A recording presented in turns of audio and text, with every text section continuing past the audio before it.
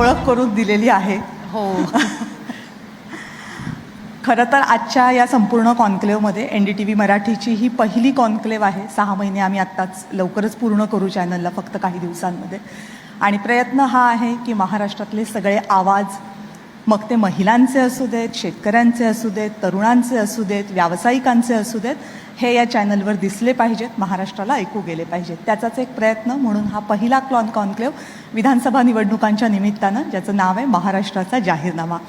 या कॉन्क्लेव्हला सुरुवात करताना मला तुमच्या सेशनची सुरुवात करताना एक गोष्ट खूप आनंदानं सांगावीशी वाटते की जेव्हा जेव्हा महिला नेत्यांची नावं घेतो की आपल्या या कॉन्क्लेव्हमध्ये किंवा आपण आयोजित करत असलेल्या एखाद्या कार्यक्रमामध्ये राजकीय नेतृत्व म्हणून कुठल्या महिलांना बोलवायचं, तर त्यामध्ये तुमचं नाव नेहमी अग्रक्रमानं येत राहतं. आजच्या कॉन्क्लेव्हमध्ये आज दुपारी राष्ट्रवादी काँग्रेस पक्षाच्या रुपाली चाकणकर आल्या होत्या. राष्ट्रवादी काँग्रेस शरदचंद्र पवार पक्षाच्या नेत्या खासदार सुप्रियाताई सुळे यांनाही या कार्यक्रमामध्ये आमंत्रित केलं होतं, पण काही कारणानं त्या येऊ शकल्या नाहीत. आणि आत्ता तुम्ही माझ्यासमोर बसलेला आहात. फार आनंद वाटतोय तुमचं स्वागत करताना या सेशनमध्ये. Thank you so much. मगाशी तिनं उल्लेख केला हेमालीनं बोलताना लाडकी बहीण योजनेचा, तर मला असं वाटते माझ्यासमोर सुद्धा एक लाडकी बहीण बसलेली आहे. गेल्या काही दिवसांमध्ये विशेषतः विधान परिषदेवर तुमची नियुक्ती झाल्यानंतर आणि तुमच्या बंधूंमधला, धनंजय मुंडेंमधला आणि तुमचा दुरावा दूर झाल्यानंतर ओवाळता, एकमेकांबरोबर प्रवास करता, अनेक कार्यक्रमांमध्ये एका व्यासपीठावर दिसता. आत्ता भगवानगडावर जो मेळावा झाला दसऱ्याच्या त्यावेळेस दोघांनीही अगदी तडाखेबंद भाषणं केलीत तिथे. छान वाटतं आम्हाला पाहताना. लाडकी बहीण खुश आहे का आता? नाही, मी तर खुशच आहे. मला असं वाटतं की लाडकी बहीण आणि लाडके भाऊ दोन्ही राजकारणात असतात. त्यामुळे राजकारण हे व्यक्तीच्या वैयक्तिक द्वेष आणि ह्याच्या पलीकडे असलं पाहिजे, अशा संस्कारात मुंडे साहेबांनी आम्हाला राजकारण शिकवलेलं आहे. त्यामुळं मी राजकारण करत असताना कधीही कोणा व्यक्तीला कधी तिरस्कृत केलं नाही किंवा कुठल्या व्यक्तिगत कोणावर टीकाटिप्पणी केली नाही. आम्ही नेहमी विचारांनी प्रभावित असं राजकारण केलेलं आहे. योगायोगाने आमचे आता पक्ष एक आल्यामुळे धनंजय आणि मी एकत्र काम करू शकत आहोत. आम्ही या वेळी एकत्र 2 पक्ष मिळूनही काम केले आणि आम्ही नुसतं पक्षामुळे बाबा वजन पक्षाचं आहे म्हणून काम करतोय असं नाही, तर आम्ही ते मनमोकळेपणाने करत आहोत. आणि माझा दरवर्षी मेळावा असतो, त्याची दशकपूर्ती यावेळी होती, तर या मेळाव्याला तेही आवर्जून उपस्थित राहिले. अनेक नेते राज्यातले दरवर्षी उपस्थित राहतात. यावर्षी तेही उपस्थित राहिले आणि त्याचा मला आनंद वाटला की माझ्या एवढ्या वर्षाच्या त्या मेळाव्याला, एवढ्या वर्षाच्या संघर्षाला इतका जनसमुदाय राज्यभरातून येतो, तर त्यांनी प्रत्यक्ष पाहिला. परळी विधानसभा आणि तुमचं खूप जवळचं नातं आहे. गेल्या काही वर्षांमध्ये असं झालं नसेल की विधानसभेची निवडणूक आहे आणि पंकजा मुंडे उमेदवार म्हणून नाही आहेत म्हणून. असं खूप काळानंतर घडताना पाहताना पंकजा मुंडेंना काय वाटतं? खरं सांगू का, या विधानसभेच्या निकालाच्या निर्णयाच्या आधी इतके घटना घडून गेलेल्या आहेत गेल्या 10 वर्षात. म्हणजे मुंडे साहेबांच्या जाण्यापासून ते विजय, मंत्रिपद, पराभव, हे सगळं मी पाहिलेलं आहे.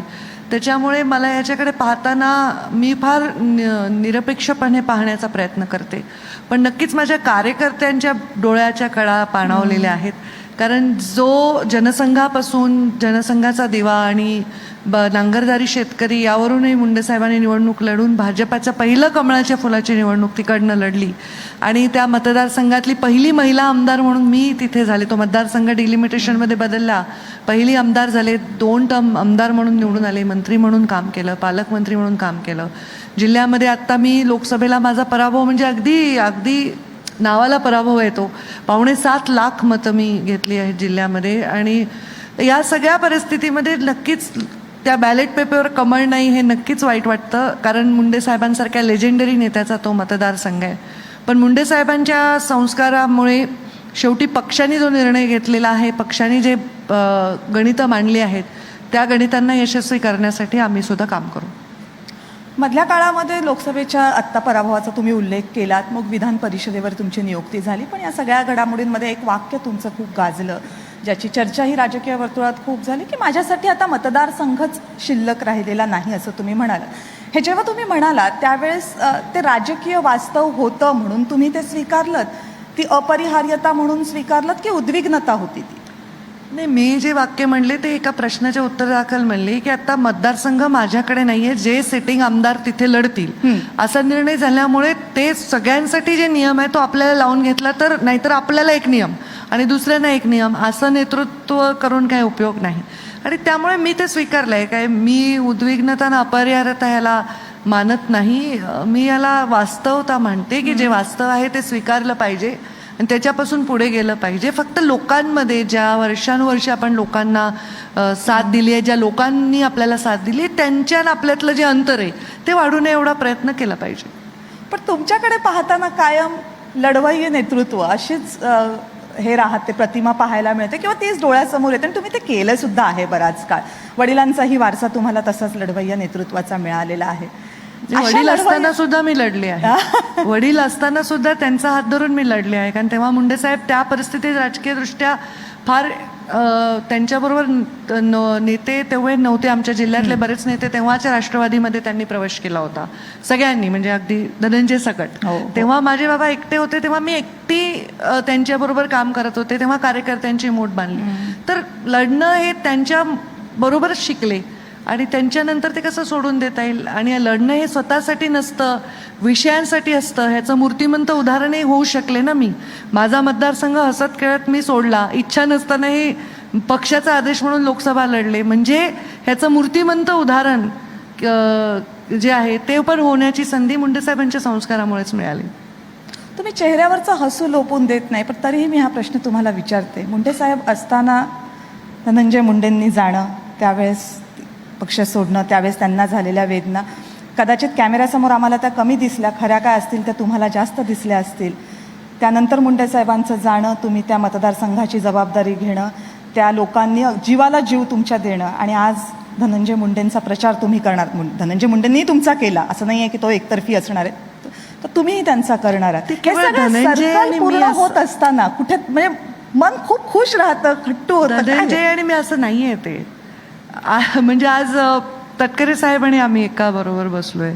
अजितदादा माझ्या प्रचाराला आले, आपण तिथेच घुटमळतोय. फ्रँकली आपण राज्याचा विचार केला पाहिजे. हे तर आमचे घरचे, आम्ही घरचेच आहोत शेवटी. आम्ही काय एकमेकांचा तिरस्कार वैयक्तिक मी तर कधीच कोणाचाही नाही केला, त्याचाही नाही केला. आम्ही काय तिरस्कार करते, पण हे आम्ही अजितदादा आणि आम्ही पण एका मंचावर, ते माझ्या प्रचाराला आले. हे पण एक म्हणजे आउट ऑफ बॉक्स आयडिया होती माझ्यासाठी. कारण कधी आम्ही या राष्ट्रवादीने आम्ही एकत्र एका मंचावर दिसतो असं कधी वाटलं नव्हतं. त्यामुळे हे एक आउट ऑफ बॉक्स आत्ता सध्या राजकारण ज्या पद्धतीने चाललंय, तर मला वाटतं ते फक्त काही परळीत नाही, ते सगळ्या राज्यात चालू आहे. आणि आम्ही तरी, तो आमचा घरगुती विषय आहे, पण सगळ्या राज्यात तसंच चालू आहे. आणि हे सगळे वेगळे विषय आहेत. तटकरे साहेब पूर्वी राष्ट्रवादीचे अध्यक्ष होते, तेव्हा आम्ही एकमेकांच्या विरोधात प्रचारालाही गेलो असो, पण एक त्यांनी आज सन्मान दाखवला मुंडे साहेबांविषयी. तर एक ही राजकारणातली आत्ताची जी आहे ती घडी आहे, त्या घडीमधला आम्ही भाग आहोत. कठीण आहे पण आमच्यासाठी ती घडी स्वीकारणं किंवा समजणं.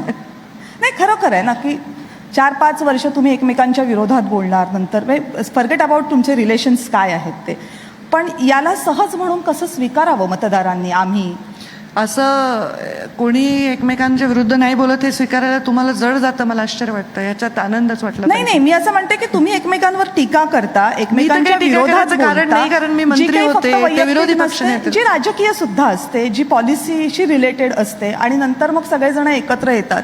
याला काय फक्त न्यू नॉर्मल पॉलिटिक्स म्हणायचं? तुम्ही पक्षांविषयी बोलताय, कारण मला लक्षात नाही. आता ते आम्ही नाही सुरू केलं. तुम्ही जर बघितलं, महाविकास आघाडीचं जे सरकार आलं 2019 ते कसं आलं? तेव्हा काँग्रेस, राष्ट्रवादी आणि शिवसेना यांनी मिळून सरकार बनवलं की नाही? तर त्या आश्चर्याची सुरुवात तेव्हाच झाली आहे. तर तेव्हा ज्या पद्धतीने अलायन्स झाल्या त्याला उत्तर म्हणून अशा अलायन्स होणारच नॅचरली. कारण शेवटी विजयाचं गणित, राज्यामध्ये सरकार स्थापन करणं, देशामध्ये सरकार स्थापन करणं, याचं गणित बसवणं हे सुद्धा या त्या सगळ्या लढाईचा एक भाग आहे. गोपीनाथ मुंडे साहेबांच्या निधनानंतर तुम्ही जशी मतदारसंघाची जबाबदारी घेतली, त्यांनी जोडलेल्या कार्यकर्त्यांची जबाबदारी घेतली, तशी तुम्ही तुमच्या कुटुंबाची जबाबदारी घेतली. आज या कुटुंबातला एक महत्त्वाचा दुवा प्रीतम मुंडे यांच्या राजकीय भवितव्याबद्दल तुम्हाला काय वाटतं? कारण त्या खासदार होत्या, त्यांचं तिकीट रिकन्फर्म झालं नाही, त्याच्यानंतर तुम्हाला तिथून संधी दिली गेली आणि आता त्या विधानसभेच्या रिंगणातही नाही आहेत. त्यांचं फ्युचर काय, राजकीय फ्युचर तुमच्यासाठी? आत्ता त्यांचं फ्युचर काय हे विचार करण्यासाठी आत्ता तेवढं वेळ मी देऊ शकणार नाही.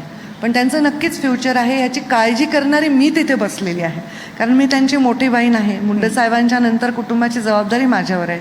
पण मी माझा कुटुंबाचीच जबाबदारी एकमेव एवढी मुंडे साहेबांनी मला दिलेली नाही. प्रीतमताई राजकारणात आल्या त्या मुंडे साहेबांच्या मृत्यूच्या घटनेमुळं बाय इलेक्शनमध्ये त्या राजकारणात आल्या. कारण मुंडे साहेबांच्या निकालानंतर केवळ 17 दिवसात मुंडे साहेब वारले आणि त्या आल्या. त्यांनी खूप उत्तम सुंदर काम केलं. पण पक्षाने मला लोकसभा लढवण्याचा निर्णय जाहीर केल्यानंतर परत मी मगाशी म्हटलं की त्या शिस्तीत बसल्यामुळे एकदा पक्षाने जाहीर केला म्हणजे मोदीजींच्या सहमतीने ते निर्णय जाहीर होतात. तर त्याला आपण कसं डाव लावं म्हणून मी त्या निवडणुकीला जेव्हा की मला काही केंद्रात जाण्याचा फार माझा मानस नव्हता, पण ठीक आहे नाही गेले, मी परत इकडेच आहे. तर त्याचा विचार आम्ही नक्की नंतर करू. पण आत्ता महाराष्ट्रामध्ये सत्ता स्थापन करणं आणि जे आमचा संकल्प आहे 2024मधनं आम्हाला 100 वर्ष देशाचे होताना प्रत्येक राज्य कसं एक प्रगत राज्य व्हावं याच्यासाठी जे आमचं योगदान देत आलो आहोत आणि द्यायचं आहे त्याच्याकडे आमचा फोकस आहे. एकदा मी एका ठिकाणी असेन तर नक्कीच त्याच्यामध्ये प्रीतमचा मी विचार करेन. पण प्रीतमचाच एकटीचा विचार नसून राज्यातील अनेक लोक जे माझ्यासोबत राहिलेले आहेत, प्रीतम एवढे, मुंडे साहेबांनी एवढे, धनंजय एवढे, त्यांना पण न्याय देणं हे माझं कर्तव्य आहे. केवळ आपलं कौटुंबिक राजकारण हे आमचं मुंडे साहेबांचं हे संस्कार नाहीत. तुम्ही आत्ता बोलताना म्हणालात की मला काही केंद्रात जायचं नाही. खरंच अजिबात इच्छा नाही केंद्रात जायची. तेव्हा मला जायची, तेव्हा माझी काही मानसिक तेवढी तयारी नव्हती. मी राज्याच्याच राजकारणात जास्त उत्सुक होते. पण मी निवडणूक लढले आणि शेवटी जेव्हा आपल्याला एखाद्या ठिकाणी पाठवलं जातं तेव्हा तिथे चांगलं काम करून दाखवणं हेच आपलं मेन कर्तव्य. जसं मी केंद्रात गेले संघटनेच्या राजकारणात आणि सचिव म्हणून तिथे काम केलं. 5 वर्ष मध्य प्रदेशमध्ये गेले. शेवटी जिथे जात तिथे आपण रमलो नाही, तिथून काही शिकलो नाही, तर मग हे स्माईल तुम्ही जे म्हणताय माझ्या चेहऱ्यावर ते राहू शकणार नाही. पण नाही वाटत तुम्हाला मी रमेन तिथे म्हणून? काय नाही वाटत केंद्रात रमेन म्हणून? आता तर मी राज्यातच रमतीये सध्या तरी.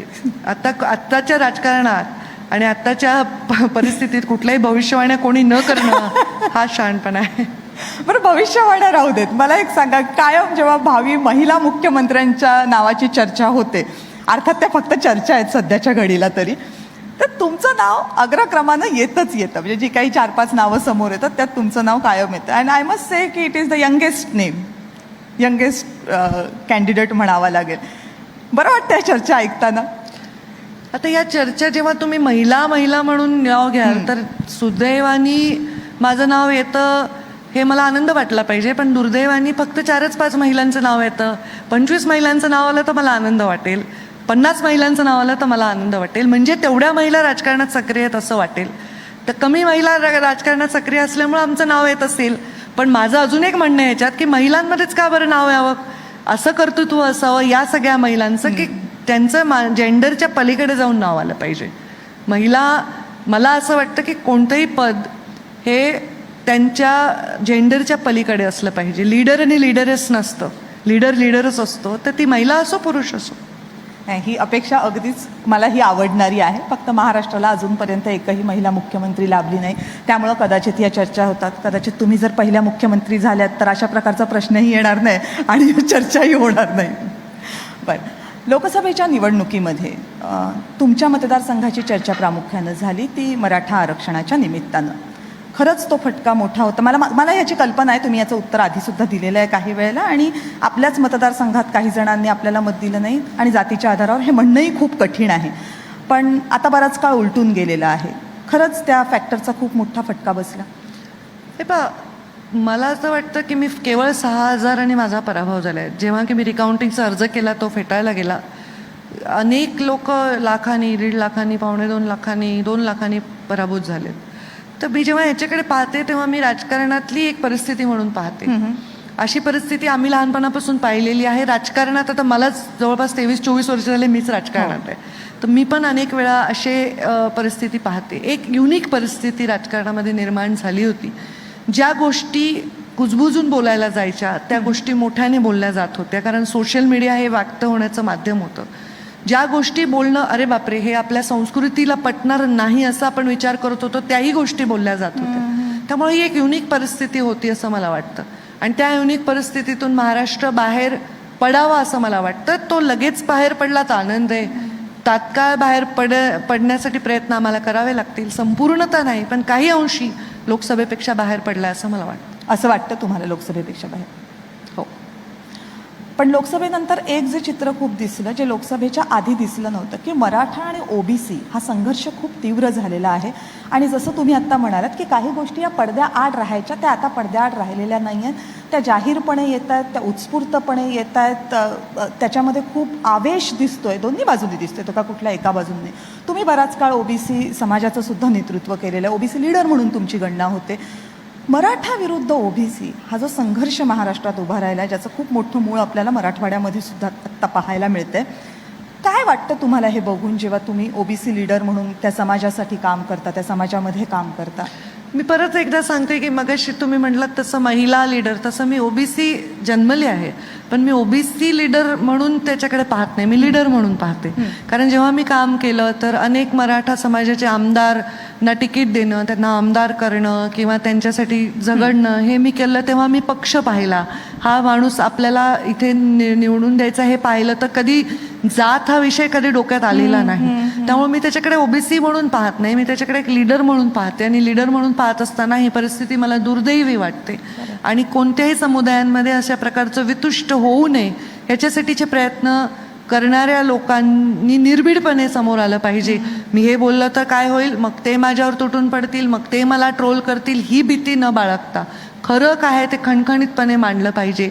आणि मला असं वाटतं की महामानव डॉक्टर बाबासाहेब आंबेडकरांनी जे सुंदर संविधान दिलंय, त्या संविधानाच्या चौकटी इतक्या स्ट्रॉंग आहेत, त्या कोणीही नाही मोडू शकत. त्या कायद्यामध्ये जे बसेल ते जर जनतेला घ्यायची आणि आम्ही द्यायची सवय लावली, तर या गोष्टींचा परिणाम हे राजकारणामध्ये दुरोगामी होणार नाहीत. आणि त्याच्यामुळे योग्य विकसनशील आणि विकासाची दृष्टी, बुद्धी आणि नियती असणारी व्यक्ती राजकारणामध्ये पुढे जाईल.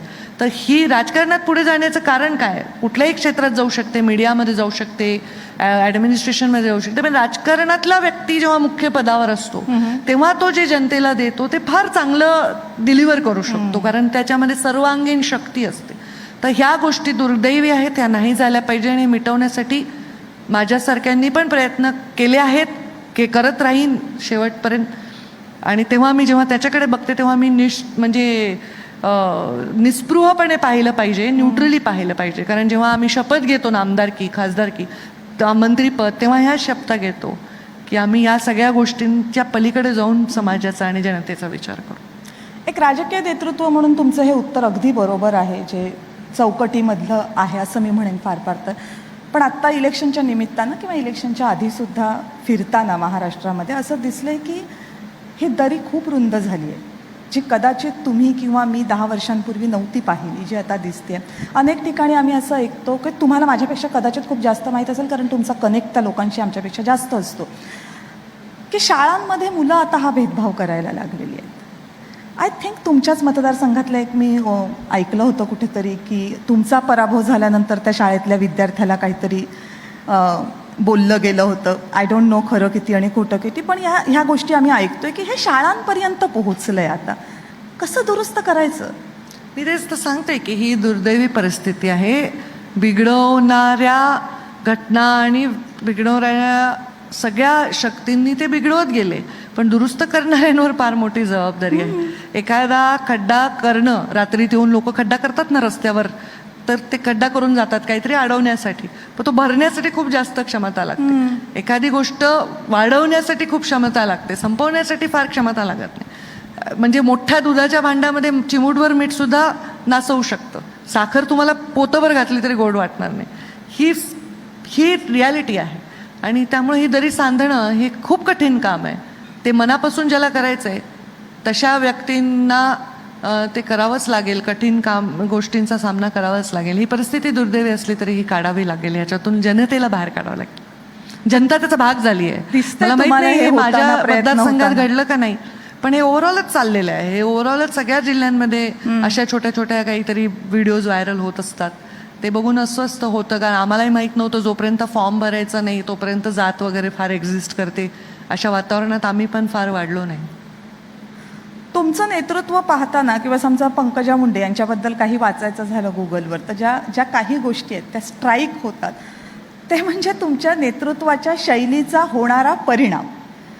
महाराष्ट्राच्या 48 लोकसभा मतदारसंघांमध्ये कितीही उमेदवार जिंकले हरले, किती फरकानं जिंकले, किती फरकानं हरले, तरी कुठल्याही कार्यकर्त्यांना आपला जीव घेण्यापर्यंत जाण्याची वेळ कुठल्याही मतदारसंघात आली नव्हती. जे तुमच्या मतदारसंघामध्ये येते, बरं एक अशी घटना घडत नाही, 2 किंवा 3 जास्त आहेत मला वाटते, 3 पेक्षाही जास्त. दुसऱ्याही जिल्ह्यात झाले, लातूर, बुलढाणा अशा ठिकाणी पण 1-2 म्हणजे प्रेम असणं इथपर्यंत ठीक आहे, पण या प्रेमाला कसं सांभाळायचं? कारण तो एक माणूस निघून जातो, मागे कुटुंब सोडून जातो. खरं सांभाळणं सोपं नाही आहे. मला एका व्यक्तीने सांगितलं, तुम्ही किती लकी आहात, तुमच्या पराभवानंतर लोकांनी आत्महत्या केल्या. आणि मी खूप डिस्गस्टेड लुक दिला, म्हणजे हे काय आहे, लकी कसं असू शकतं व्यक्ती, कोणाचा प्राण जातोय. म्हणजे माझ्या अंगावर जर मच्छर बसला तर मी असं उडवेन, मी त्याला मारायचा प्रयत्न नाही करणार. तर एखाद्याचा जीव जातोय आणि त्याच्यामध्ये आपण असा विचार करतो. पण नक्कीच ही परिस्थिती फार माझ्यासाठी कठीण होती. मी कधीही पब्लिकली कोलॅप्स झाले नाही आहे माझ्या आयुष्यात, पण मी त्या गोष्टीनंतर कोलॅप्स झाले. आणि शेवटी मला प्रेस घेऊन सांगावं लागलं की अजून एकही घटना घडली तर मी राजकारणातून संन्यास घेईन.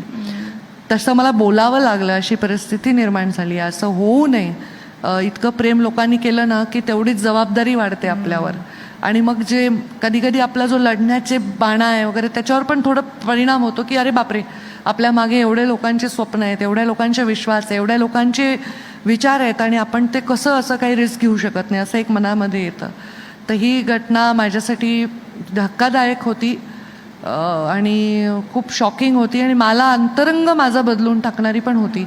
काही लोक म्हणतात तुम्ही आता थोड्या गंभीर झाला आहेत, पहिल्यासारख्या तुम्ही अशा बिनधास्तपणे बोलत नाही. कारण मला असं वाटतं अरे बापरे, इतके लोक माझ्यावर प्रेम करतात, आणि आपल्याला त्यांचा पण विचार करून प्रत्येक गोष्ट केली पाहिजे. You are still a very young leader महाराष्ट्राच्या राजकारणामधल्या. गेल्या 5 वर्षांमधलं राजकारण आपण सगळ्यांनी बघितलंय. पुढच्या 5 वर्षात ते फार स्थिर स्थावर होईल अशी अपेक्षा कुणीही करत नाहीये. ही व्हॉलेटिलिटी राहील अजून काही काळ. तुम्ही तुमचं राजकीय भविष्य पाहताना, तुमचं राजकीय भविष्य म्हणजे मी काय पर्सनली आमदार खासदार होणं असं म्हणत नाहीये, राजकीय वाटचाल करत असताना तुम्हाला काय वाटतं, कुठल्या दिशेनं जाणार आहे महाराष्ट्र आता? आता हे माझं राजकीय भविष्य म्हणाल तर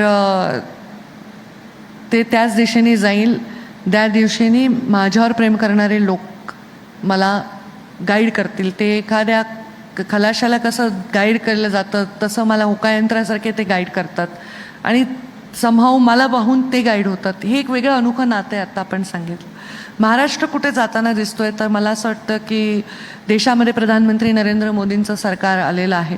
त्यांनी हॅट्रिक केलेली आहे देशामध्ये. मला पहिल्यांदा 5-5 वर्षाची टर्म पूर्ण करून ते प्रधानमंत्री झाले आहेत, आणि त्यांचं एक विजन आहे, देशाला स्वातंत्र्यानंतर 100 वर्ष जेव्हा पूर्ण होतील तेव्हा हा देश कुठे असावा, त्याच्यामध्ये महाराष्ट्र हे सर्वात मोठं योगदान देणारं राज्य असावं, आणि त्याच दिशेने महाराष्ट्राची वाटचाल व्हावी असं मला वाटतं.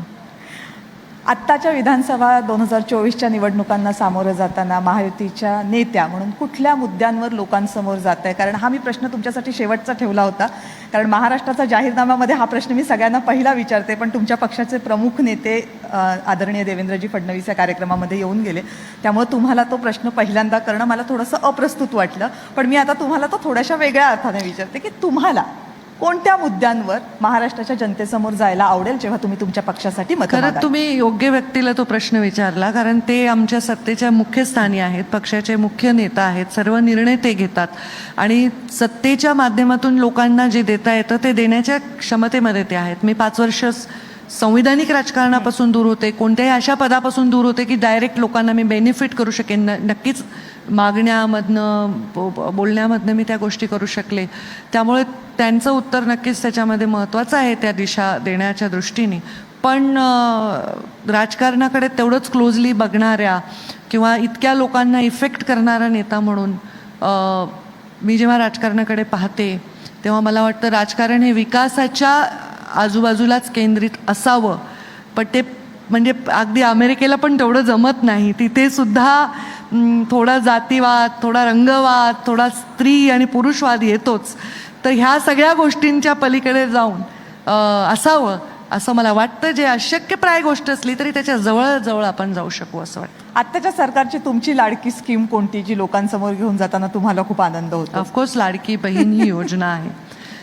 ही माझी लाडकी स्कीम आहे आणि मला पाणी हे माझं मिशन आहे आणि जलयुक्त शिवार वगैरे कामं केल्यामुळे दुष्काळमुक्त महाराष्ट्रकडे जाणारी वाटचाल मला वाटतं जास्त महत्त्वाची आहे. महायुतीचं सरकार आलं तर कदाचित तुम्ही पुन्हा एकदा मंत्री असाल अशी अपेक्षा आहे. पुन्हा जर झालात मंत्री तर आता कुठली कामं राहिलेली आहे जी तुम्हाला वाटते की आता मला याच्यामध्ये योगदान द्यायचंच आहे? जर मधल्या आता तुम्ही मला सांगितलंच आहे की मी खुश आहे आता म्हणून. नाही, मी खुश नाही आहे. म्हणजे खुश म्हणजे काय? खुश म्हणजे खुश असं पण म्हणण्याचं काही कारण नाही. खुश काय, आपल्याला जे पाहिजे ते मिळवेपर्यंत खुश राहायला नाही पाहिजे. आता आम्हाला सत्ता मिळवायची आहे परत, तर तोपर्यंत ते मिळवत नाही तर अस्वस्थ राहणारच आहे आम्ही. पण मंत्रीपद कोणाला द्यायचं आणि कोणतं द्यायचं हे नक्कीच मी ठरवणार नाही. ते ठरवणारे पक्षश्रेष्ठी आहेत, ते ठरवतील. मंत्रीपद कोणालाही मिळो, मला मिळो अथवा ना मिळो, कामं कोणती करायची ते ठरलेलं आहे आणि ते करून. मी सांगितलं दुष्काळमुक्त महाराष्ट्र, गुन्ह्यांवर कंट्रोल असणारा महाराष्ट्र, ड्रग्ज आणि ह्या सगळ्या अवैध धंद्यापासून म्हणजे इलिगल अल्कोहोलपासून मुक्त महाराष्ट्र हा केल्याने नवीन पिढीला आपल्याला वाचवता येईल आणि त्याच्याकडे माझं जास्त लक्ष आहे. कारण कदाचित मुंडेसाहेब सतत गुन्हेगारीकरणावर काम करत आल्यामुळे त्या गुन्हेगारीकरण हे संपुष्टात आलं पाहिजे, ह्याच्याकडे नक्कीच महाराष्ट्रात काम व्हावं, याच्यासाठी मी काम करत राहीन. हा, मी थोडा आउट ऑफ द कॉन्टेक्स्ट प्रश्न विचारते, पण तुम्ही आत्ता विचारलं आणि तुम्ही भगवानगडावर पण तुमच्या मुलाला समोर आणलं होतं. त्याचं मध्ये ॲडमिशन झालं तेव्हा त्याचे काही फोटोज तुम्ही टाकले होते जे खूप मोठ्या प्रमाणात व्हायरल झाले होते. म्हणून मी घरात एक तरुण मुलगा असताना आणि महाराष्ट्रामध्ये ड्रग्सची समस्या प्रचंड प्रमाणात वाढत असताना पालक म्हणून असणारी ही हुरहुर जाणवते ना मनाला? हो, ऑफकोर्स जाणवते. मुलं जेव्हा 13-14 वर्षाची असतात, ते निष्पाप असतात, त्यांना ह्या गोष्टी कळत नाहीत, तेव्हा पालक म्हणून अत्यंत जागरूक राहावं लागतं. आता माझ्या मुलाला 22 पूर्ण झाले, 23ावं चालू आहे, तर आता तो जागरूक नागरिक आहे, त्याला कळतं काय वाईट आहे काय नाही. पण तरीही ही नवीन पिढीसाठी असणारी समस्या आहे आणि ही फॅशन झाली आहे नवीन पिढीसाठी. तर त्यांना सांगायला आपण कमी नाही पडलं पाहिजे की no, this is not good, this is not fashion. आणि हे इलिगल गोष्ट आपण कोणत्याही आपल्या घरच्यांनी करू नये. याच्यासाठी त्यांना, बाबा तू काही केलंस, तू कोणाला उडवून आलास, कोणाचा जीव घेऊन आलास, तरी तुझ्या पाठीशी मी उभं राहीन, असं म्हणणाऱ्या पालकांमुळे पण प्रॉब्लेम होतो. तर थोडंसं मुलांना पण संज्ञान केलं पाहिजे कायद्यांविषयी, इलिगल आणि लिगल गोष्टींविषयी. हे एक पालक म्हणून तर कर्तव्यच आहे, पण राज्याचा पालक म्हणून पण हे महत्त्वाचं कर्तव्य आहे. फॉरगेट अबाउट द पॉलिटिक्स, पण पालक म्हणून तुम्हाला वाटतं का की वी आर डुईंग इनफ की आपल्या मुलांना याच्यापासून आपण लांब? आपले मुलं फार चांगल्या परिस्थितीत नाहीत. माझा मुलाचं ठीक आहे, तो सेल थ्रू झाला, आता 22 वर्षाचा झाला, मॅच्युअर झाला. पण पालकांची परिस्थिती पण, आणि पालकही बरेच त्या भाग आहेत ॲडिक्शनचा वगैरे, असं नाही की नाही आहे. तर त्यामुळे मुलांनी पालकांनी मुलांसमोर उदाहरण देण्यासारखं वागलं तर पाहिजे, त्यांचं तसं कंडक्ट तर असला पाहिजे, नंबर 1. नंबर 2, मुलांना खूप नाही आपण म्हणू, खूप धाक लावू, पण तुम्ही अवेलेबल होताय ना समाजामध्ये या गोष्टी, त्याच्यावर अंकुश मिळवला पाहिजे कायद्याने. ते माझे बाबा त्याच्या फार विरोधात होते, त्यामुळे माझ्या डोक्यात ते बसलेले लहानपणापासून. ते नेहमी म्हणायचे ड्रग्ज आपल्या पिढीला बर्बाद करेल, आणि त्यामुळे त्यांचं अंडरवर्ल्डशी वगैरे जे भांडण होते ते ह्याच्यामुळे होते. त्यांना वाटायचं आपल्या पिढी बर्बाद करतायत, हिट्स काइंड ऑफ टेररिझम, आणि त्याच्यावर मात केली पाहिजे. मुलांना दोष देऊन फायदा नाही, त्यांना प्लॅटरवर जे मिळेल ते कन्झ्युम न करण्या एवढं त्यांच्यात मॅच्युरिटी नाही. बट अनफॉर्च्युनेटली समाजाशी इतक्या जवळच्या असलेल्या या गोष्टी राजकारणाच्या मुख्य प्रवाहाचा भाग बनत नाही. बनल्या पाहिजे. मला जमलं, वाईट वाटतं याचं की त्या नाही बनत आहेत. बनवेन, प्रयत्न करेन. खूप खूप धन्यवाद. म्हणजे राजकीय गप्पा तर झाल्याच झाल्या, त्याच्याबद्दल पण तुम्ही बोललात, कौटुंबिक पातळीवरच्या बऱ्याचशा मुद्द्यांबद्दल बोललात, आणि एक आई म्हणून जे काही वाटतं किंवा आई म्हणून समाजाकडे बघताना जे काही वाटतं त्याबद्दलही बोललात. खूप खूप धन्यवाद. Thank you so much. थँक्यू. सर्व गोष्टींवर बोलायला दिल्याबद्दल धन्यवाद. थँक्यू. धन्यवाद कविता, आणि धन्यवाद पंकजाताई या कॉन्क्लेव्हमध्ये